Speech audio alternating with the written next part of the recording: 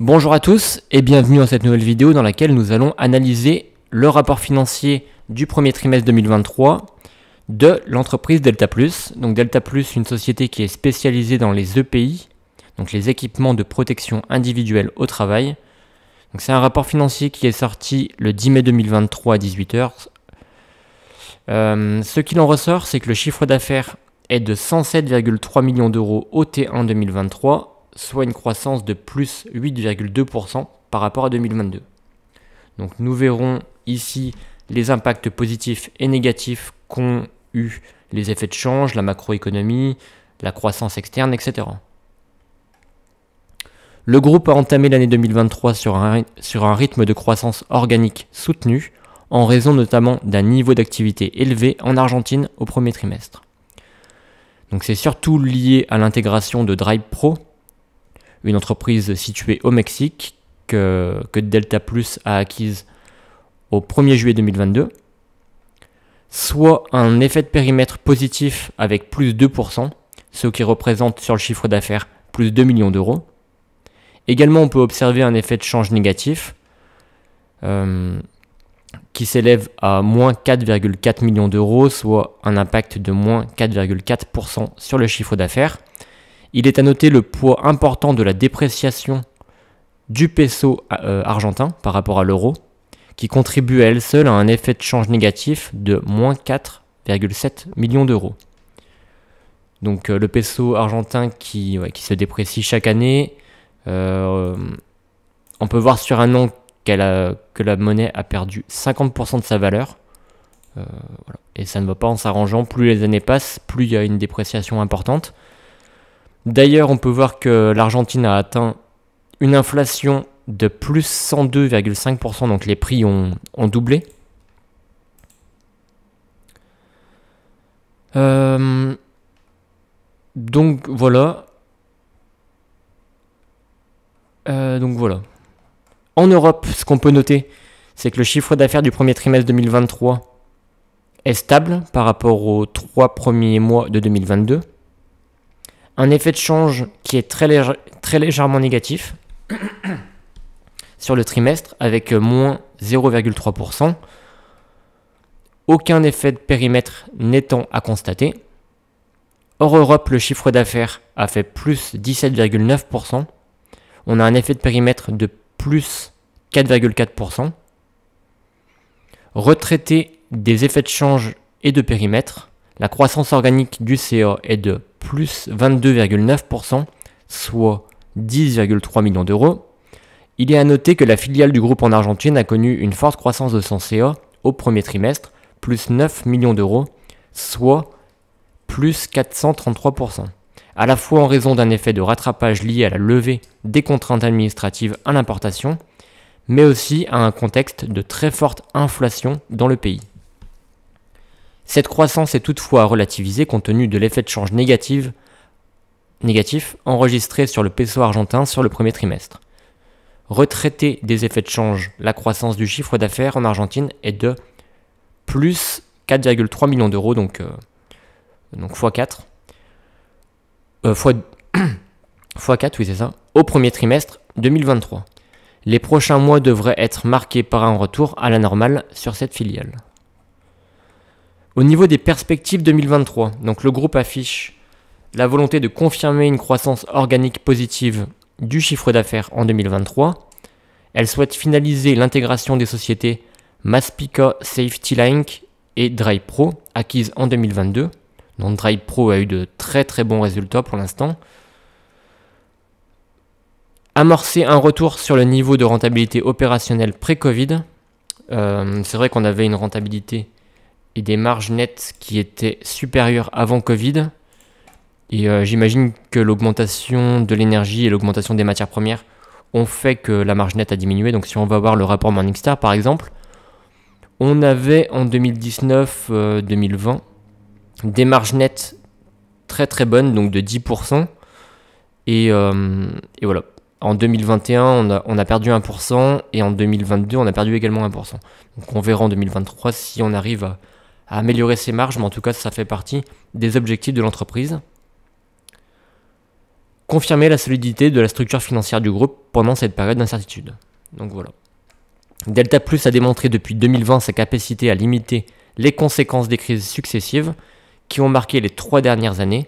Donc c'est vrai qu'elle a toujours eu un chiffre d'affaires en augmentation malgré le Covid. Donc ok, les marges nettes ont diminué, mais le résultat net a toujours augmenté parce que il y a eu de plus en plus de ventes et l'acquisition d'entreprises comme DrivePro, SafetyLink, etc. ont fait que le résultat net n'a fait qu'augmenter.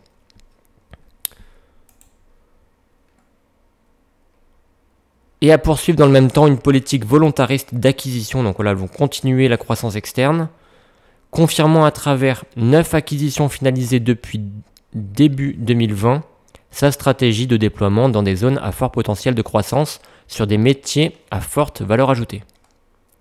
Le groupe a enregistré en 2022 une croissance organique dynamique de près de 3% et entame l'année 2023 avec une croissance organique de plus 10,6% sur le premier trimestre, marquée toutefois par une situation exceptionnelle en Argentine, donc avec une très forte inflation, donc ce qui fait que le chiffre d'affaires a évidemment énormément augmenté. Le problème, c'est également la dévaluation de la monnaie.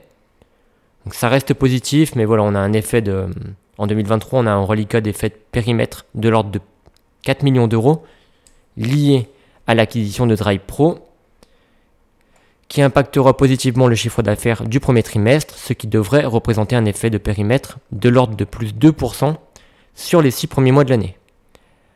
A l'inverse, le récent renforcement de l'euro par rapport à la monnaie argentine et à la plupart des autres devises devrait quant à lui se traduire sur le premier semestre 2023 par un effet de change négatif de l'ordre de moins 4%. Sur le plan de la rentabilité, l'année 2023 reste marquée par des événements qui font peser des incertitudes à court terme, guerre en Ukraine, persistance d'importantes tensions inflationnistes touchant notamment le prix des matières premières, du transport et de l'énergie. Variation des taux de change des principales devises mondiales. Dans ce contexte, le groupe continue de mettre en place toutes les mesures destinées à limiter l'impact des événements significatifs sur le niveau de rentabilité opérationnelle. Ok, donc voilà. En outre, le groupe ambitionne de conserver une structure financière solide, lui permettant d'assurer le financement de son développement, notamment dans le cadre de sa stratégie de montée en gamme et de renforcement géographique. Donc les prochaines publications pour le T2 arriveront le 26 juillet 2023, après bourse, après clôture. Donc un résultat financier très positif, une très belle croissance de plus de 10%, dans un contexte particulier. Donc voilà, si on va voir le rapport Morningstar qui n'a pas été mis à jour, suite à ce rapport financier, on a un dernier cours de clôture, donc aujourd'hui on est plutôt à 71. Alors si on peut voir en direct, voilà, 72 même aujourd'hui. En une journée, le cours a pris plus 10%. Heureusement que j'ai pris une petite position la semaine dernière pour 5% de mon portefeuille. Et je crois que j'ai un PRU à 66 euros, 67 euros. Donc très très bonne rentrée. Mais voilà, si on peut comparer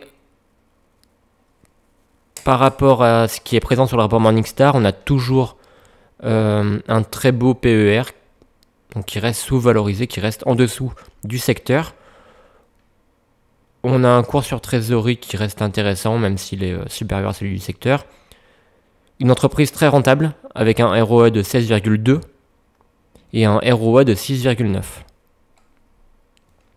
On n'a pas de dette, quasiment pas de dette. Là, c'est pas marqué, mais sur le rapport, c'est pas marqué, mais on peut le voir sur Zone Bourse, par exemple. On a une dette qui reste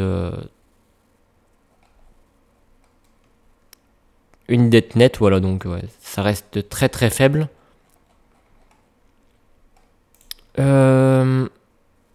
Voilà, un chiffre d'affaires en constante augmentation depuis 5 ans, 6 ans même. On a un résultat net qui augmente également, malgré des marges qui diminuent, Mais ça reste quand même des marges très intéressantes, hein, dans un secteur comme celui-ci, des marges de 8%.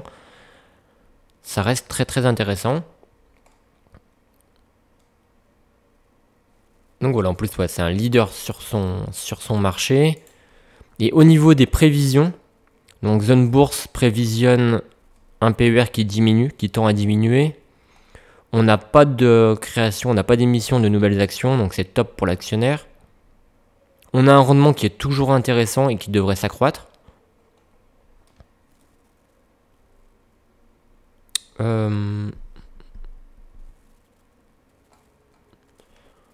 Voilà, après au niveau, là on a un BNA qui va augmenter, on a un free cash flow qui devrait augmenter également jusqu'en 2025 au moins.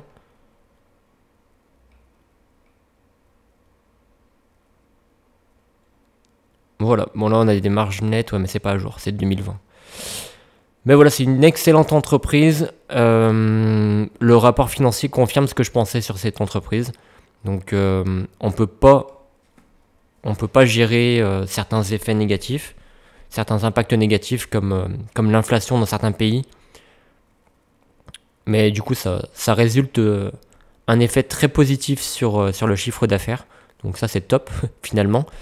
Mais on peut pas prévoir certaines choses comme la dépréciation de la monnaie. Voilà. Donc globalement, une très bonne entreprise. Aux alentours, donc là on a 72 euros.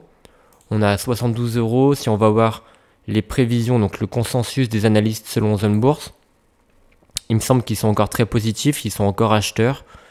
Donc ils prévisionnent un cours moyen de 91,40 euros. Donc soit 38% de potentiel. Donc là on doit être plus aux alentours de 30% vu qu'on a pris 10% aujourd'hui. Ça reste très intéressant. Moi je pense que jusqu'à 80 euros ça reste un bon point d'entrée. Surtout que les résultats sont très positifs, donc je pense pas qu'elle descende en dessous de 70 euros jusqu'à juillet, jusqu'au prochain résultat. Donc voilà, je pense qu'on a traité de tout ce qu'on pouvait observer sur ces rapports. N'hésitez pas à me poser des questions en commentaire, voilà, ou à me contacter par email. Merci à vous.